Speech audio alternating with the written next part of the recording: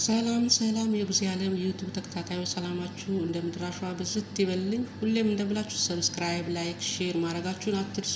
እናንተን ያሳውቃል፣ ያስተምራል ያልኩትን ነገር ሁሌም ወደ እናንተ ይዤ እቀርባለሁ። እህቶች ጥንቃቄ አድርጉ።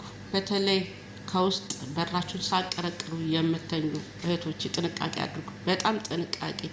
በዚህ እህታችን ላይ የደረሰ በማንም ላይ አይድረስ። በጣም የሚያሳዝን በጣም ልብ የሚነካ ሆኖ ስላገኘሁት ነው እናንተን ያስተምራል ያሳውቃችኋል ብዬ ቪዲዮ የሰራሁት ማለት ነው። እህታችን ገና ከመጣች 1 ዓመቷ ነው ማለት ነው። ይህንን ድርጊት የፈጸመባት ደግሞ ያሰሪዋ ልጅ ነው ማለት ነው። በሬን ሳልቀረቅር ተኝቼ ድንገት አጋጣሚ ገብቶብኝ ነው ይህን ድርጊት የፈጸመብኝ ነው ብላ የምትናገረው ማለት ነው። ይህን ነገር ሳልናገር ለሁለት ወር ለሶስት ወር ያክል ቆየሁኝ። ለአሰሪዎቼ ምን ብዬ ነው የምናገረው?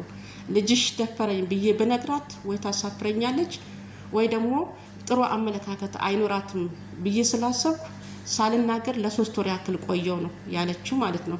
ግን ነገሮች እየከበዱ ሲመጣብኝ ጊዜ ለአሰሪዬ እንዲህ ያመኛል፣ ሰላም የለኝም፣ መስራት አልቻልኩም ብዬ ስነግራት ሐኪም ቤት ወሰደችኝ አለች። ሐኪም ቤት ከወሰደችኝ በኋላ የ3 ወር ከተመረመርኩኝ በኋላ የ3 ወር ነፍሰ ጡር ነሽ ተባልኩኝ።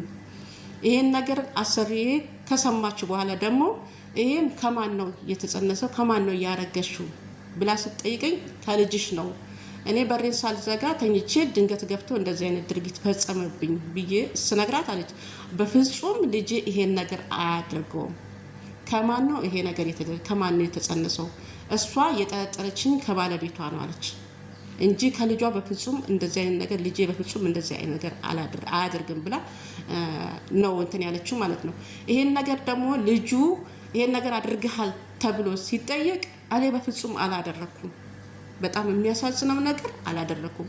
እሷ እንግዲህ የምታውቀው ይሄን ድርጊት ይሄን ወንጀል የፈጸመባትን ትክክለኛው ስትናገር ልጁ ደግሞ አላረኩም። በጣም የሚያሳዝነው ልብ የሚነካው ነገር ማለት ነው። ሲቀጥል ወዲያውኑ ደግሞ ለኤጀንሲ ነው የደወለችው ሴትዮዋ ማለት ነው። ሰራተኛዬ እንደዚህ አይነት ነገር ተፈጥሯልና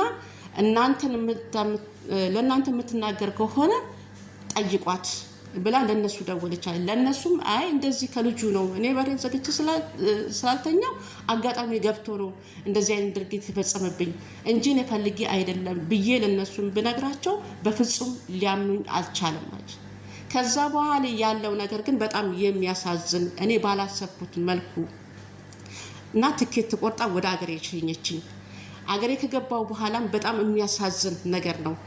የሰው ልጅ ጽንስ ይዤ ከገባው በኋላ ባለቤቴም ጥሩ አመለካከት ቤተሰቦችም እንደዛ።